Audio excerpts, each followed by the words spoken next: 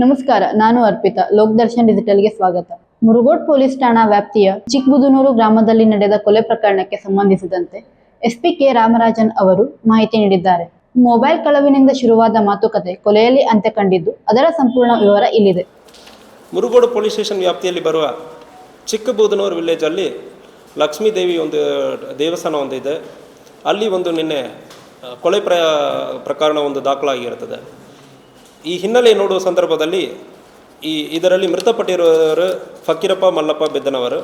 ಸುಮಾರು 40 ವರ್ಷ ಕೂಲಿ ಕೆಲಸ ಮಾಡ್ತಾ ಇದ್ದಾನೆ.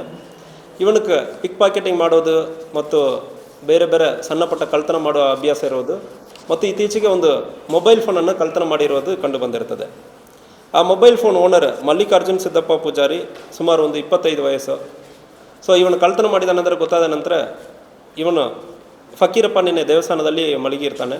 ಬಂದು ನನ್ನ ಮೊಬೈಲ್ ಫೋನನ್ನು ಕೊಡಿ ಅಂದರೆ ಹೇಳೋ ಸಂದರ್ಭದಲ್ಲಿ ಕೊಟ್ಟಿರೋದಿಲ್ಲ.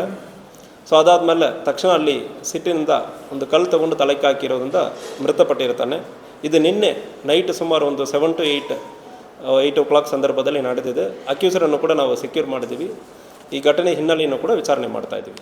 ಕೊಲೆ ಪ್ರಕರಣದ ಆರೋಪಿಯನ್ನು ಪೊಲೀಸರು ಬಂಧಿಸಿದ್ದು, ತನಿಖೆ ಮುಂದುವರೆದಿದೆ ಎಂದು ಎಸ್ಪಿ ತಿಳಿಸಿದ್ದಾರೆ. ಇದೇ ರೀತಿಯ ಹೆಚ್ಚಿನ ಮಾಹಿತಿಗಾಗಿ ಲೋಕದರ್ಶನ್ ಡಿಜಿಟಲ್ನ ನೋಡ್ತಾ ಇರಿ.